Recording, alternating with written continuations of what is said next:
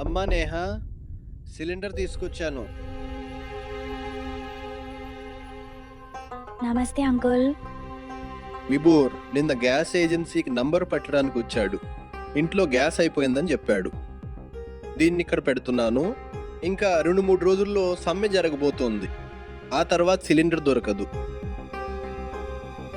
దీనికి 315 రూపాయలు అయ్యాయి. నాన్నగారితో డబ్బుల గురించి అస్సలు మాట్లాడకండి. అంకుల్ 2 నిమిషాలు ఆగండి, నేను ఇప్పుడే తీసుకొస్తాను. పర్వాలేదు, నేను పక్కనున్న మిశ్రా గారికి సిలిండర్ ఇచ్చేసి వస్తాను. అంతలోపు మీరు డబ్బులు తీసి ఉంచండి. సరేనండి. సరే.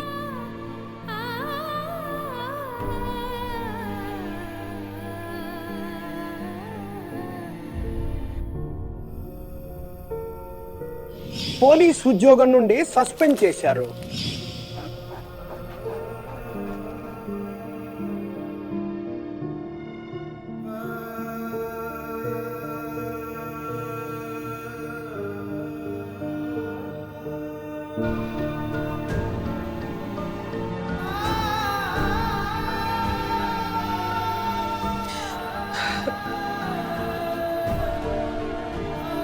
మందులు వేసుకోండి.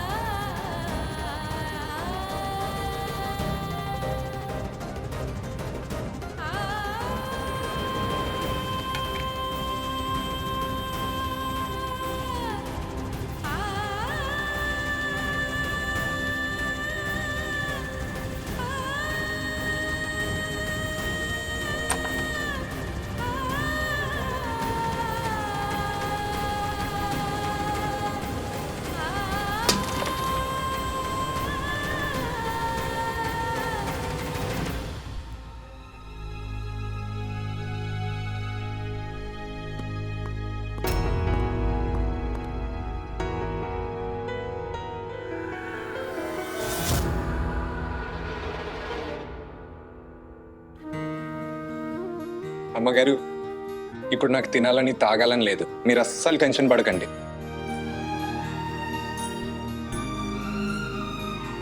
ఇంత కష్టపడుతున్నావు, కనీసం ఏదైనా తిను. సరే, మీరు నాకు ఏదైనా తినిపించాలనుకుంటే కనుక నీ తిట్లు తినిపించండి. నేను తిని చాలా రోజులైంది. అది నిజమే అయితే విను.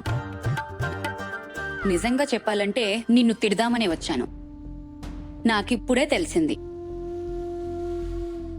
నువ్వు సంజు కాలేజీలో ఉద్యోగం పొందినట్టు తెలిసింది. ఎందుకని నేను అడగొచ్చా? అమ్మగారు, ఈ విషయం మీతో మాట్లాడాలని నేను అనుకుంటున్నాను. అమ్మగారు, మీకు అలా అనిపించదా? అంటే గత 3-4 సంవత్సరాలుగా మన సంజు కొంచెం మారిపోయాడు. మన కళ్ళ ముందే మన చేతుల నుండి జారిపోతున్నాడు. బహుశా మీరు ఈ విషయాన్ని అర్థం చేసుకోవటం లేదా, లేక అర్థం చేసుకోవాలని అనుకోవటం లేదా? కానీ ఇకపై ఎవరో ఒకరు ఆపాలి కదా అమ్మగారు.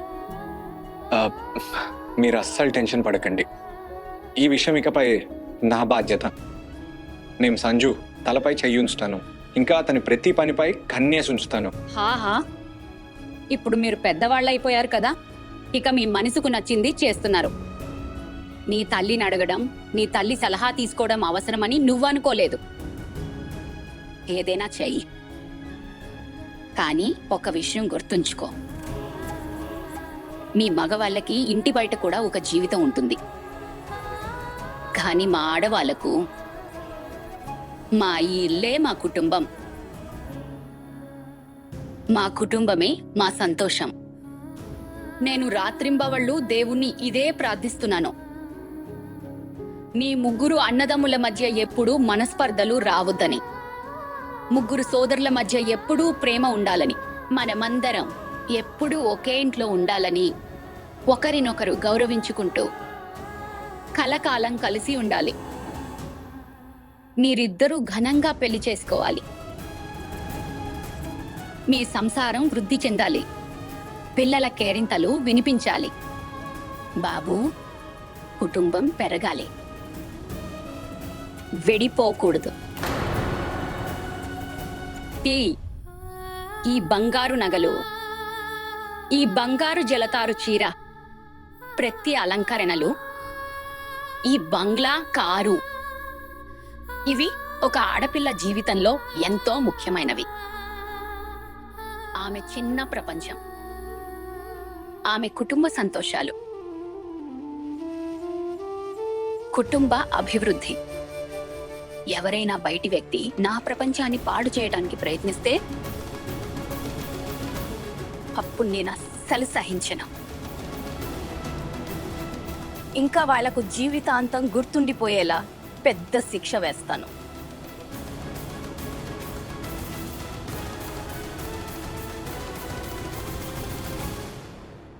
నువ్వు నా కొడుకువి, నా రక్తం.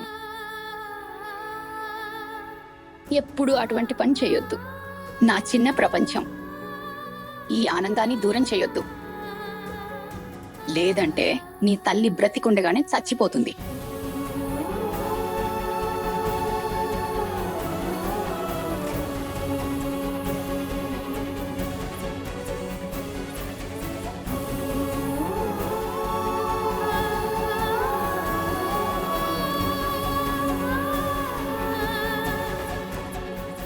ఈ పాలు తాగు నాన్న.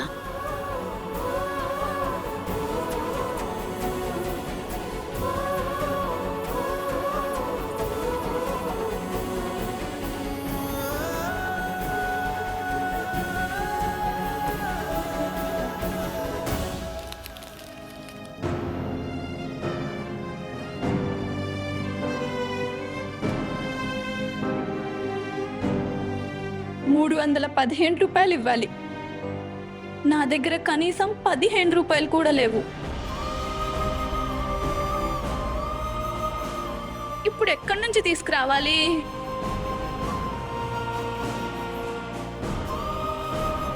నేహమ్మ, డబ్బులు తీసుకురా త్వరగా. వస్తున్నా అంకుల్.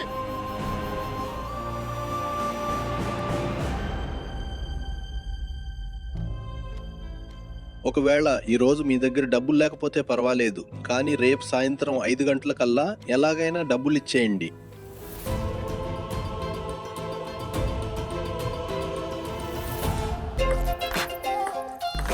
ఓ ఎస్ చాలరా అజ్జు, నేను అలసిపోయాను రా. ఏంటి విజయన్నయ్య, ఎంత మజా వస్తుందో కదా, ఇంకోసేపు ఆడుకుందాం కదా. ఇప్పుడు నేను ఆడను, చాలా ఎక్కువైంది.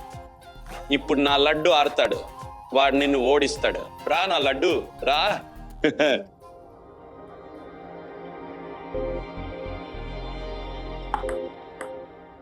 ఓ యే.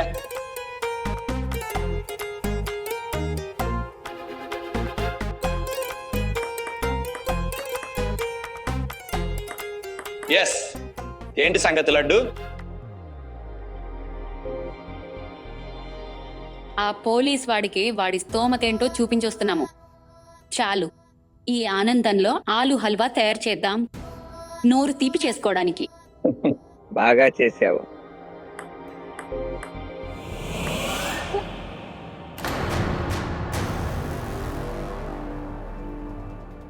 చూడండి మీరు, వీళ్ళిద్దరూ మళ్ళీ మొదలు పెట్టారు.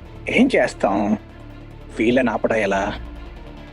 ఇద్దరు పిల్లలు మన 2 కళ్ళు. తగిలిందే. ఇప్పుడు నొప్పి ఎవరికైనా సరే, దెబ్బ మాత్రం మనకే తగులుతుంది. కాలేజీలో ఆ పరిస్థితిని ఊహించుకుంటూ నేను టెన్షన్ పడిపోతున్నాను. ఆ నేహా సంజు చుట్టుపక్కల తిరుగుతుందేమోనని. ఇప్పుడు మన అజ్జు కూడా అక్కడే పాఠాలు చెప్పడం మొదలుపెట్టాడు. నా ఆందోళన రెట్టింపైంది. ఎందుకో తెలీదు, ఆ కుటుంబం గురించి నా మనసులో ఒక రకమైన చిరాకు వచ్చేసిందే. ఒక వింత భయం పట్టుకుంది. ఎక్కడ నా కొడుకుల జీవితాల్లో ఆ దరిద్రమైన నేహ ఇంకా ఆమె కుటుంబ దరిద్రపు నీడ పడుతుందేమోనని. ఏం చేస్తాం?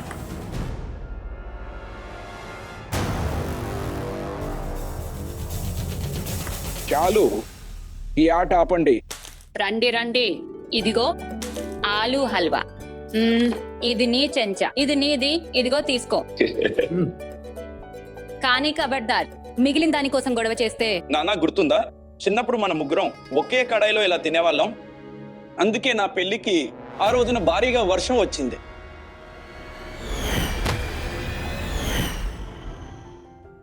వీళ్ళిద్దరు కడాయి అడుగునున్నది నాపుకుని తింటున్నారు. నాకు తెలిసి వీళ్ళ పెళ్లిలో తుఫాన్ రాబోతోంది.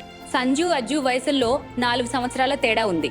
లేకపోతే ఇద్దరు పెళ్లి ఒకే మండపంలో చేసేదాన్ని. మా అమ్మ చెప్తుండేది, ఇద్దరు కొడుకులకు ఒకే మండపంలో పెళ్లి జరిగితే సంతోషాలు పెరుగుతాయని, ఇంకా కుటుంబంపై పడే నరదిష్టి సగానికి తగ్గిపోతుందని. ఆలోచన బాగుంది, ఇది తర్వాత ఆలోచించవచ్చు. నిజమే చెప్తున్నారు నాన్న. మండపంలో ఇద్దరు గొడవ పట్టం చూస్తే చాలా మజా వస్తుంది. ఎవరికి తెలుసు, అలాంటి యోగమే ఉందేమో. ఇద్దరు పెళ్లి ఒకే చోట జరుగుతుందేమో, ఒకే మండపంలో. ఒకవేళ అలాగే జరిగితే తన చేతిలో కర్పూరం వెలిగించి ఒక్క కాలు మీద నిల్చుని మాతాజీకి హారతిస్తాను.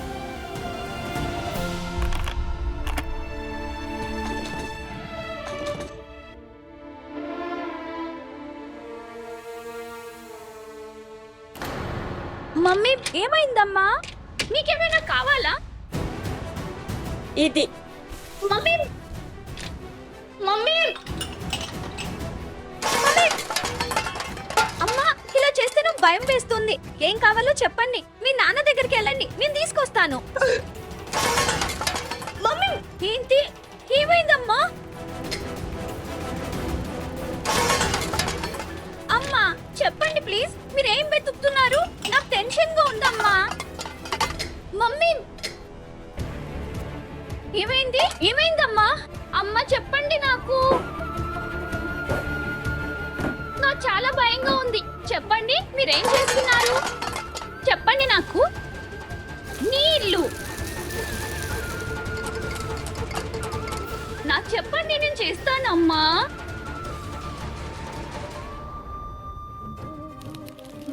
అమ్మా మీరేం చేస్తున్నారు? మమ్మీ సబ్బు ఎందుకు నీటిలో వేస్తున్నారు? ఏమైనా మాట్లాడండి అమ్మా, మాట్లాడండి. అమ్మా నాకు చెప్పండి, ఏమైందో? ఏం చేస్తున్నారు మీరు?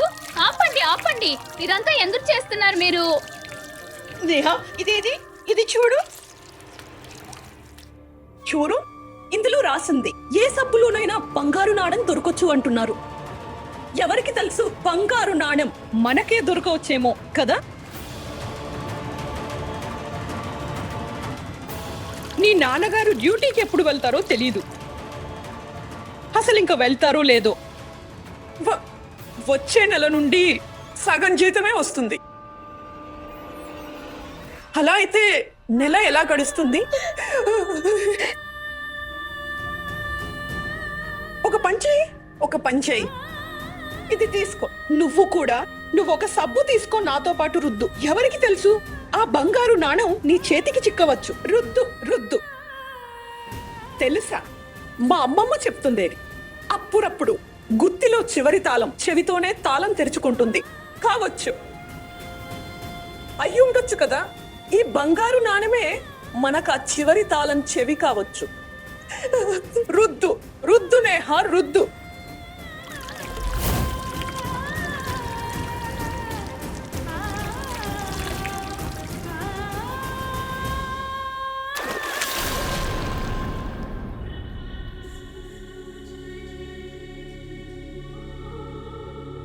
ఇప్పుడు మనం ఏం చేస్తాం బిడ్డ? ఇప్పుడు ఏం చేద్దాం? బంగారు నాణెం అయితే దొరకలేదు, పైగా ఇంత సబ్బు కూడా వృధా అయిపోయింది. కనీసం 2 నెలలైనా వచ్చేది దీంతో. వద్దమ్మా, మీరు ఏడవడం ఆపండి. మిమ్మల్ని మీరు సంజాయించుకోండి. ఏడవకండి,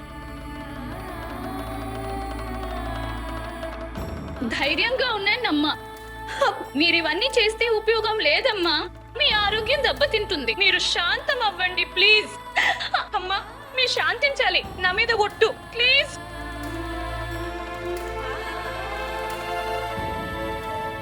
ఒక పని చేస్తాను.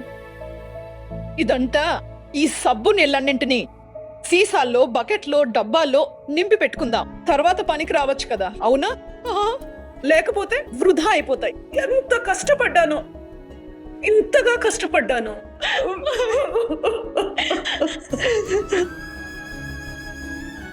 బాటిల్ ఇవ్వు, నాకు బాటిల్ ఇవ్వు.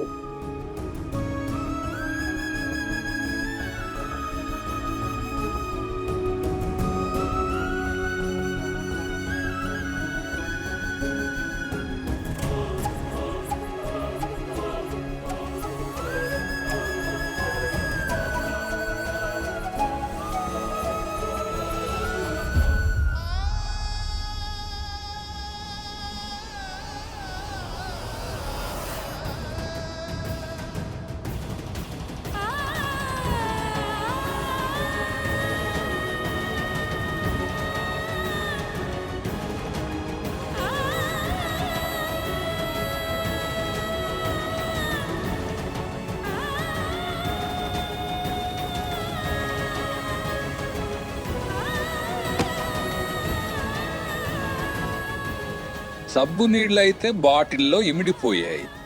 ప్రపంచంలో ఉన్న ఏ పాత్రైనా ఈ కళ్ళ సముద్రానికి చాలదు. ఎందుకంటే ఇవి ఒక కూతురు కన్నీళ్ళు, ఆమె తల్లి కోసం, ఇంకా ఆమె కుటుంబం కోసం.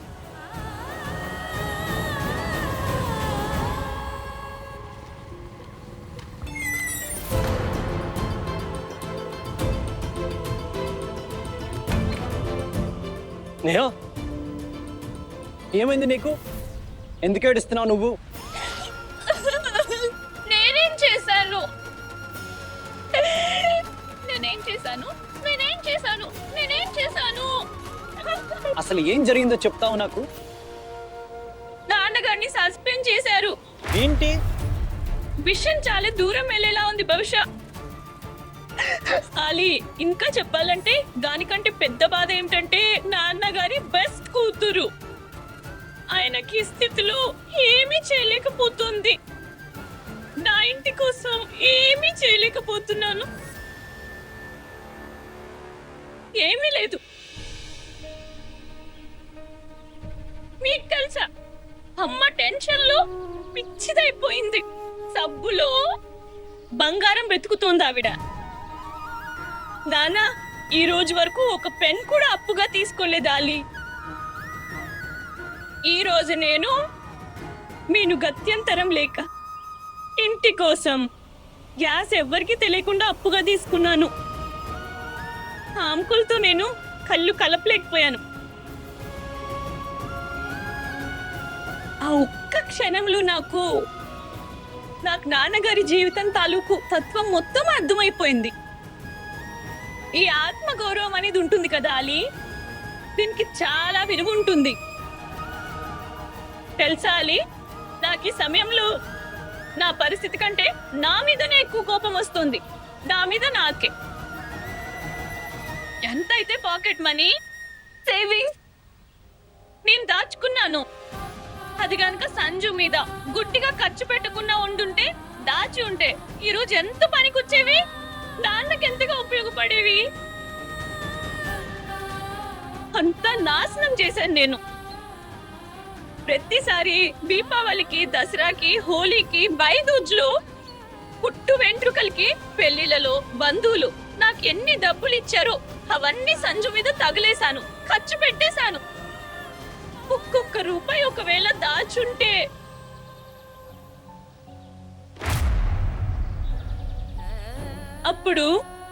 ఇప్పుడు మా నాన్నగారి కష్ట సమయంలో ఎంతగా పనికొచ్చేవి. ఎంత పెద్ద మూర్ఖురాలి నేను. పిచ్చిదాన్ని నేను, ఒక నంబర్ 1 పిచ్చిదాన్ని. నీకు తెలుసా, 315 రూపాయలు కూడా లేవు మా ఇంట్లో.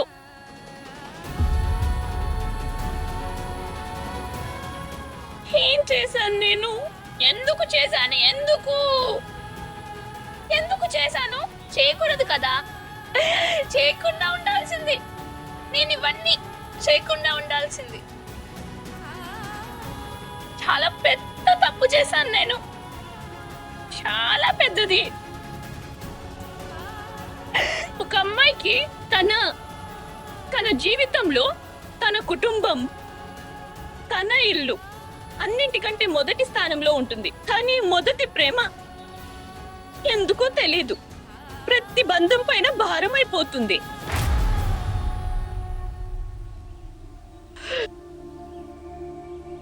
లేదు లేదు లేదు లేదు, ఇప్పుడు నువ్వు ఏడవకూడదు, ఇక ఏడద్దు. దేవుడా, నేనేదో ఒకటి చేయాలి. Please please please please please please నాకు హెల్ప్ చేయండి. ఏదైనా ఒక దారి చూపించండి. దాంతో నేను నా కుటుంబానికి సహాయం చేయగలను, వారి దుఃఖాలను పంచుకునేలా. దానివల్ల రాబోయే కొన్ని రోజులైనా ప్రశాంతంగా గడిచిపోతే నేను ఎలాగైనా ఇంటికి సహాయం చేయాలి. ప్లీజ్ దేవుడా, please.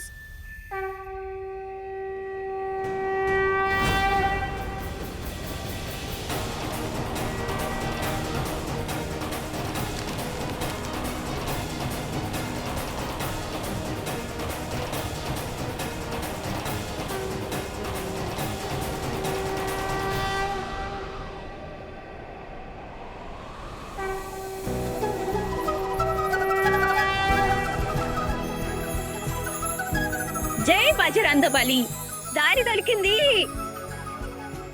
Women empowerment fancy dress competition walk in. ఏ అమ్మాయి అయినా పాల్గొనొచ్చు.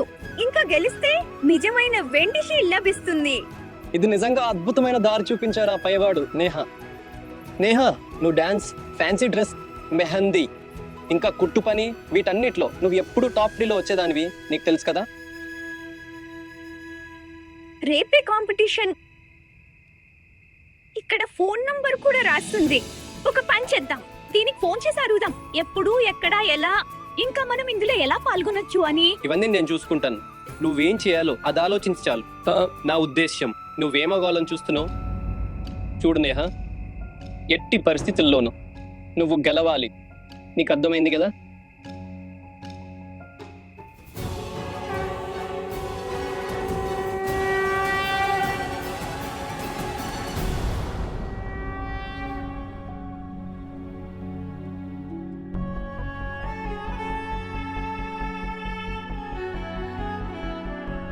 లోకానికి కూతుళ్ళు భారం కావచ్చు, నాకైతే నా కూతురే నాకు అదృష్టం.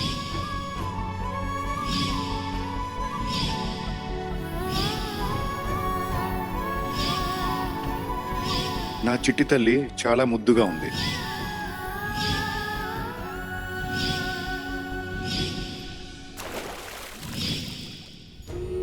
నేను ఈ కాంపిటీషన్ ఎలాగైనా గెలిచి తీరుతాను, నా అమ్మ నాన్నల కోసం. అమ్మకి సబ్బులో ఆ బంగారు నాణం లభించకపోయినా కానీ నేను ఇంటికి వెండి షీల్డ్ తప్పకుండా తీసుకొస్తాను. నాన్నకు బెస్ట్ కూతుర్ని నేను. నాన్నను ఇలా బాధలో నేను ఎలా చూడగలను? అమ్మ నాన్నల దుఃఖం, బాధ, కష్టం ఎలాగైనా సరే నేను దూరం చేసి తీరుతాను, ఏదేమైనా సరే. తండ్రి భుజమెత్తు వరకు ఏదో ఒక రోజు కూతురు ఎదుగుతుంది. కానీ నేహ తండ్రి భుజాలపై ఉన్న బరువును తగ్గించాలనుకునే కూతురు. వెండి ట్రోఫీ గెలుస్తుందో లేదో తెలియదు, కానీ ఈమె సంకల్పం బంగారం కంటే స్వచ్ఛమైనది.